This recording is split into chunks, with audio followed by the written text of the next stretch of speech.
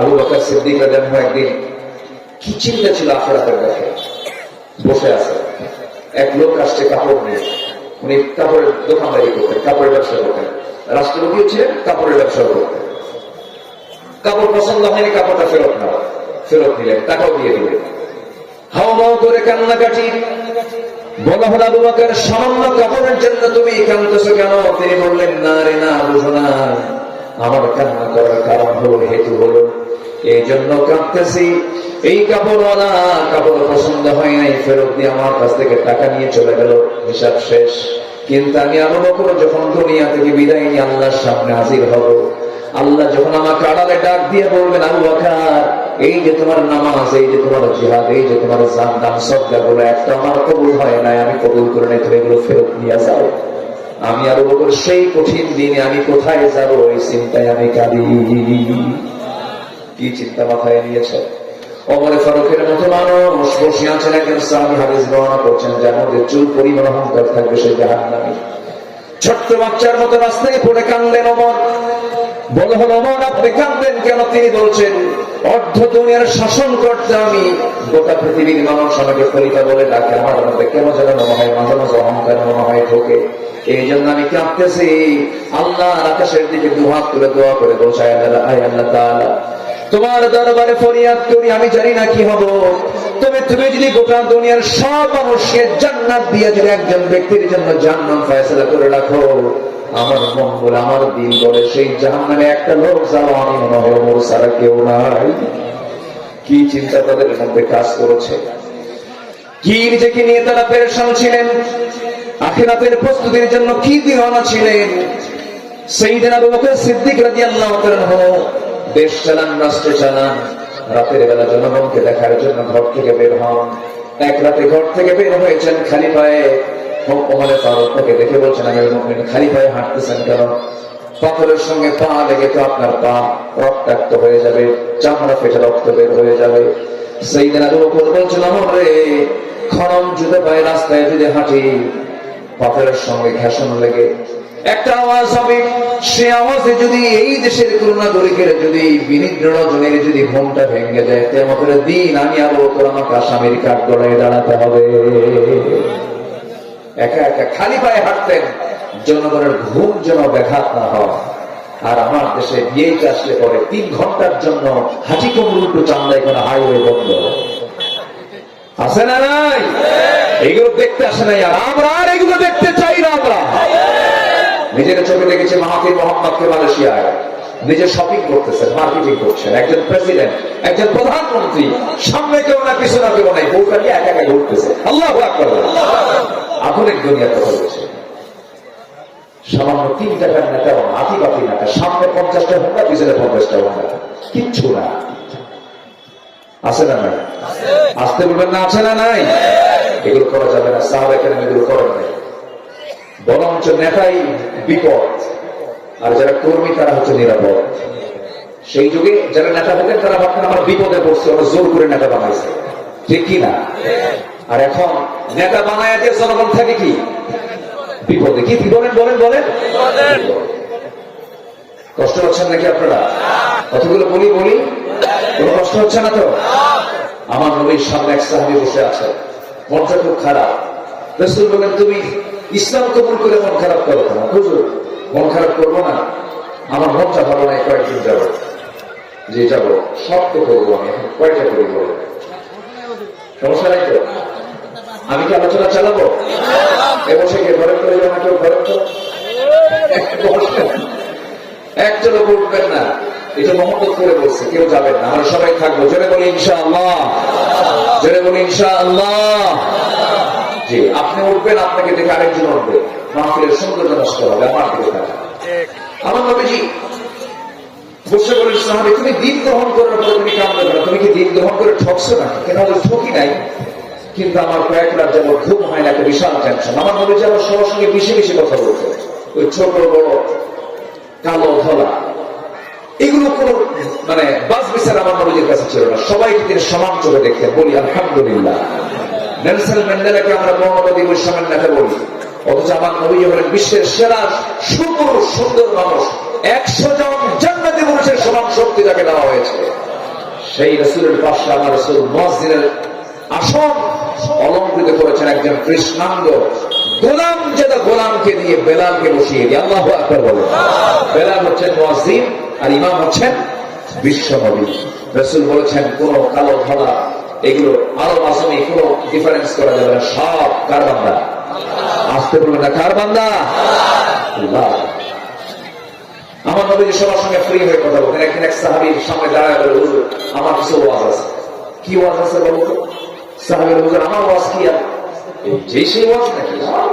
জাহিলি যুগের ওয়াজ। কি করছে বলো? হুজুর আমি যখন দিন গ্রহণ করিনি তখন একটা প্রতিমার পূজা করতাম, মূর্তি পূজা করতাম, খুব সম্মান করতাম, ওকে পাইলে পরে বুকে নিতাম, পিঠে নিতাম, ভাগ্যের প্রতীক মনে করতাম। এরপর আমি একদিন ওরে নিয়ে বের হলাম লম্বা সফর।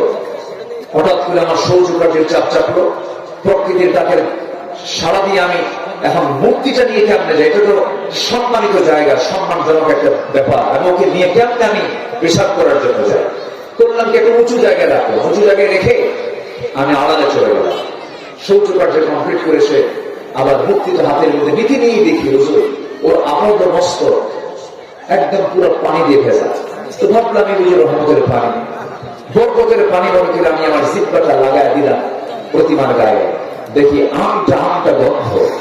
সামনের দিকে তাকায় দেখি একটা কুকুর লেজ গুটায় গুটায় যায়।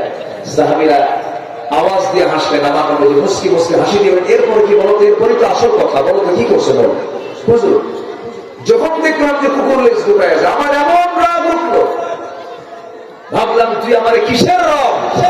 কুকুর তোরে ঠ্যাং খাড়া করে পেশাব করে দিয়ে যায়, তুই কিছু বলিস না, তোরে থুবই এক আসারে মেরে ফেললাম। নবীজি মুস্কি মুস্কি হাসতেছেন, সাহাবীরা আওয়াজ দিয়ে হাসতেছেন। এরপরে সাহাবী বলছেন, হুজুর ওই মূর্তিটাকে ভেঙে চুরমার করে আপনার কাছে এসে দেখি এমন রবের সন্ধান পাইলাম। আমার রব কেমন সুন্দর রব পেয়েছে, এত বড় রবকে পেয়েছি, যিনি আকাশের রব, জমিনের রব, মহান রব্বুল আলামিন। এরকম করে আমার নবীর সামনে সাহাবীরা খোলা মনে কথা বলতেন। যে কোনো সময় যে কোনো ব্যক্তি চলে আসতো, ছোট ছোট বাচ্চারাও চলে আসতো, বাচ্চাদের প্রশ্ন করতো, তুমি কেমন আছো? ভালো আছি।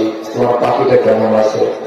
সবার সঙ্গে ফ্রি হয়ে কথা বলতেন। শিশুর মাঝে যেতেন শিশু হয়ে যেতেন, যুবকের মাঝে যেতেন যুবক হয়ে যেতেন, যুদ্ধে যেতেন যোদ্ধা হয়ে যেতেন, ইমামতি যেতেন ইমাম হয়ে যেতেন।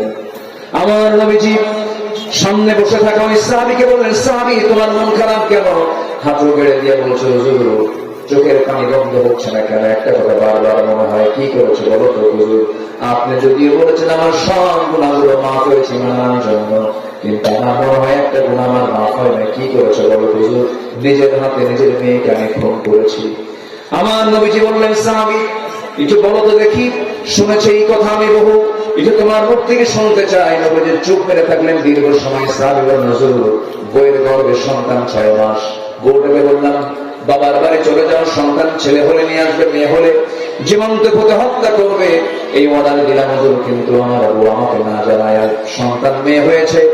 অন্যের ঘরে বড় করে 6 বছর বয়স যখন হয়ে গেছে, একদিন হঠাৎ আমার চোখের সামনে ধরা পড়ে গেল।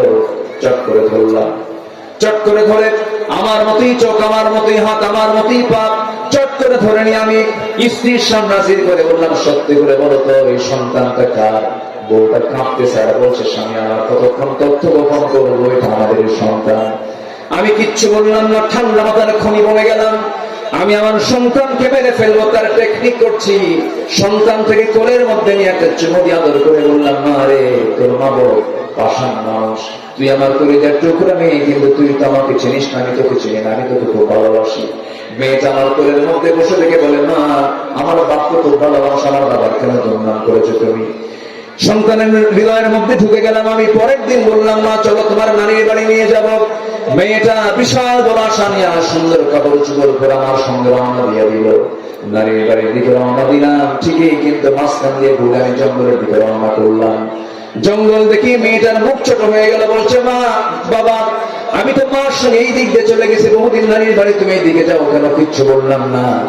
জঙ্গল পার হলাম। জঙ্গল পার হওয়ার পর সেই দিকে আমি ঠিক দুপুর বেলা কোদাল হাতের মধ্যে নিয়ে গর্ত খনন শুরু করে দিলাম। মেয়েটা বলছে বারবার, বাবা গর্ত খনন কেন করে, নানির বাড়ি কখন যাবা, কিচ্ছু বললাম না। গর্ত খনন করতেছে হুজুর, মাটিগুলো ছিটকে এসে আমার দাঁড়িয়ে মধ্যে ঢুকে যায়, আর আমার সেই মেয়েটা নখ দিয়ে খিলাল করে করে সেই বালুগুলো মাটিগুলো আমার দাড়ি থেকে বের করে নেয়। আমার শরীরে প্রচুর ঘাম, গামছা দিয়া ঘামগুলো মেয়েটা মুছে মুছে দিয়ে বলছে, বাবা গর্ত খনন কেন করো, আমাকে বলো তো কি করতেছো তোমার লক্ষ্য থেকে। আমি কিচ্ছু বললাম না। গর্ত খনন যখন শেষ হয়ে গেল, মেয়েটাকে বললাম, মা দেখো তো গর্ত খনন কেমন হয়েছে। আমার মেয়েটা মুস্কি একটা হাসি মেরে সরল মনে মেয়েটা গর্তের কানের কিনারে চলে আসলো, কাছাকাছি এসে উকি মেরে দেখতে নিল। আমি পিছন দিকে চলে গেলাম। পিছন থেকে চলে এসে আমার সন্তান যখন গর্তের দিকে উকি মেরে তাকাতে লাগলো, পিছন দিক থেকে এসে আমি এমন জোরে ধাক্কা মারলাম, সজোরে আঘাত করলাম। সন্তান চুপুর হয়ে পড়ে গেল, চিত হয়ে চট করে দুই হাত এক জায়গায় করে বলছে, বাবা বুঝতে পেরেছি আমার মা কথাই সত্য। আমার মা তোমার সঙ্গে পরিচয় করে দিতে চাই নাই, বুঝতে পেরেছি কি জন্য আমি মেয়ে হয়ে দুনিয়াতে জন্ম নিয়েছি। বাবা এই যদি হয় আমার একটা মাত্র অপরাধ, তোমার কাছে আমি আজকে প্রাণ ভিক্ষা চাই, দুই হাত জোর করে মাপ চাচ্ছি, প্রয়োজনে ভিক্ষা করে খাবো। আমার চেহারা তোমার সামনে আর কোনোদিন দেখাবো না, আজকে আমার প্রাণে বাঁচায় দাও। হুজুর বারবার বলে, আমার কাছে কিন্তু গর্ত থেকে সে উঠতে পারে না, ছোট মানুষ, বারবার বলছে, বাবা আমাকে বাঁচাও। আমার চেহারাতের কারণে পাষাণ হৃদয়, আমার চুল পরিমাণ দাগ কাটলো না। হাতের মধ্যে পাথর নিলাম, পাথর নিয়ে সোজা তার কলিজা বরাবর মেরে দিলাম। ফিনকি দিয়ে রক্ত বের হওয়া শুরু হয়ে গেল। চোখের সামনে রক্তাক্ত দেহ দেখলাম। মাটি চাপা দিয়া, পাথর চাপা দিয়া, বালু চাপা দিয়া জমামের মতো দুনিয়া থেকে বিদায় করে দিলাম। আমার নবীজি কতগুলো শুনে সাহাবীকে জড়িয়ে ধরে বলছে, সাহাবী রে, ইসলাম তো এমন একটি বিষয় না শুধু তোমার সারা জীবনের গুনাহ কেন, এই যে বড় একটা গুনাহ তুমি ইসলাম গ্রহণের পূর্বে করেছো, ইসলাম গ্রহণ করার কারণে এই গুনাহ তোমার জীবন থেকে আল্লাহ রাব্বুল আলামিন মাফ করে দিয়েছেন, মুছে দিয়েছেন। জোরে বলি সুবহানাল্লাহ। এই যে সভ্য বর্বর মানুষগুলোকে এক সুতার কাঠিতে আবদ্ধ করেছেন, কোন তন্ত্র মন্ত্র, কোন জাদুটোনা দিয়ে নয়, কোরআন দেশে, কোরআন আমাদের সবার সামনে আছে। এদিকে লালন করবো, বোঝার চেষ্টা করব। আজকে সন্তান হত্যই হবে, না হলে সন্তান ছেলে হলো না মেয়ে হলো, এটাকে কেন্দ্র করে ডায়াগনস্টিক সেন্টারে গিয়ে মারে আছে না নাই বলে আছে। জাহেলি সমাজ কিন্তু আজকে কোন অংশে কম নয়। সন্তান বাপকে জব করে মেরে ফেলে, সন্তান মাকে ভাত দেয় না। একটা মানুষকে মেরে 49 টুকরা করে, আছে না নাই? মরা মানুষ কবর থেকে তুলে ধর্ষণ করে, ফ্রিজে রাখা নারীকে নিয়ে এসে ধর্ষণ করে। এত জঘন্য জঘন্য চরিত্রগুলো আমাদের চোখের সামনে আজকে ভেসে উঠতেছে কেন? এর মূল কারণ হলো শিক্ষার হার বেড়েছে, কিন্তু সুশিক্ষার হার আমার দেশে বাড়ে নাই। ঠিক কি না? সুশিক্ষার হার বেড়েছে, সুশিক্ষার হার বাড়ে নাই। আপনার সন্তানকে আপনি জজ বানাচ্ছেন, আপনি ঝুঁকিতে রয়ে গেছেন। আপনার সন্তানকে আপনি প্রশাসক বানাচ্ছেন, আপনি ঝুঁকিতে রয়ে গেছেন। আপনার সন্তানকে আপনি বিসিএস ক্যাডার বানাচ্ছেন, আপনি ঝুঁকির মধ্যে রয়ে গেছেন। আপনার সন্তানকে আপনি বড় প্রফেসর বানাচ্ছেন, আপনি বড় ঝুঁকির মধ্যে রয়ে গেছেন। আপনার সন্তান সবই হবে, কিন্তু আপনার সন্তানকে যদি আপনি হাফেজ জজ বানান, হাফেজ রাষ্ট্রপতি বানান, যেমন রেসেপ তাইয়েব এরদোয়ান তুরস্কের একজন প্রেসিডেন্ট, একজন হাফেজ, একজন প্রেসিডেন্ট। ডক্টর মুরসি মোহাম্মদ সেই মিশরের একজন প্রেসিডেন্ট, একজন ইঞ্জিনিয়ার, আবার একজন হাফেজ। আপনার সন্তান হাফেজ ইঞ্জিনিয়ার হবে, হাফেজ ডাক্তার হবে, হাফেজ জজ হবে, হাফেজ এসপি হবে, হাফেজ এমপি হবে, হাফেজ মন্ত্রী হবে, কোনো সমস্যা নাই।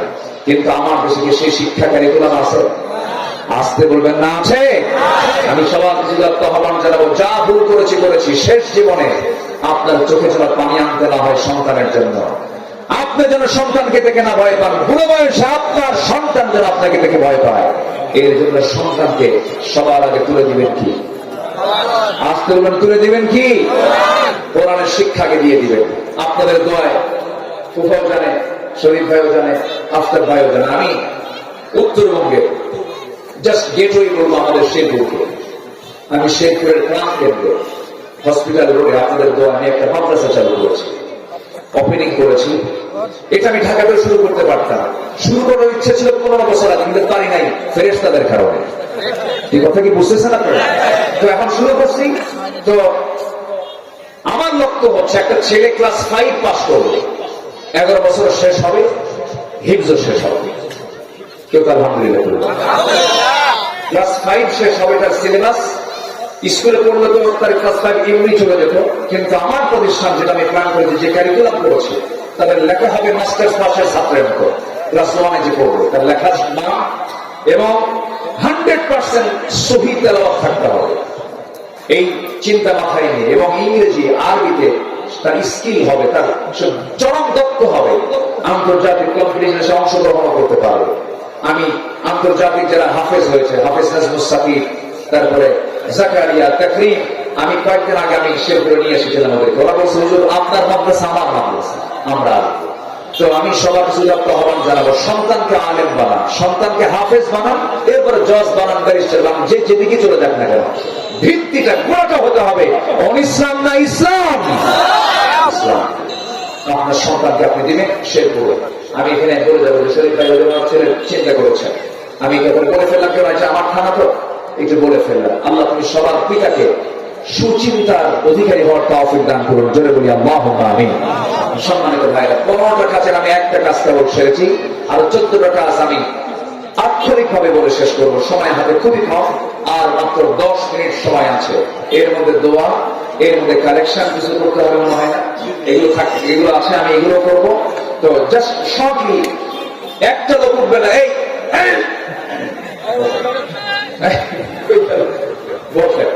আমাদের একটা ন্যাচার কি জানেন, আমার কাজ শেষ আমি মানলাম দৌড়ি। আচ্ছা এখানে শুরু হয়েছে নাহমাদুর দিয়ে, শেষ ফিনিশিং হবে কি দিয়ে বলেন? কি দিয়ে শেষ হবে? আমার ভাইয়ের উদাহরণ খুব ভালো লাগছে, যে মশারিটা আপনি ঝুঁকলেন মশা থেকে বাঁচার জন্য, কিন্তু অর্ধেক মশারি একদিকে ফাঁকা আছে, আপনি কি মশা থেকে বাঁচবেন? বাঁচবেন। যেগুলো ফিনিশিং হওয়া দরকার শেষ করে যায়। আমরা দোয়াটা এখান থেকে করে নীরবে সুন্দর একটা পরিবেশ নিয়ে আমরা আব্বা আম্মার জন্য দোয়া করি, আত্মীয় স্বজনদের জন্য দোয়া করি, আশপাশের অনেক মাইয়িত শুয়ে আছেন তাদের জন্য দোয়া করে, কবরবাসীর জন্য দোয়া করে আমরা এখান থেকে বিদায় নেবো। উঠবো না, জোরে বলি ইনশাআল্লাহ। সম্মানিত ভাইরা, আমরা যদি আখিরাতের প্রস্তুতি যদি নিতে চাই, তাহলে আমাদের 1 নম্বর যে কাজ, সে কাজটা হচ্ছে ঈমান আনতে হবে। ইন্নামাল মুমিনুনা আল্লাযীনা আমানু বিল্লাহি ওয়া রাসূলিহি। এরপরে ওয়াজাহাদু ফী সাবিলিল্লাহ। নাম্বার 2 হলো জিহাদ করতে হবে কার পথে?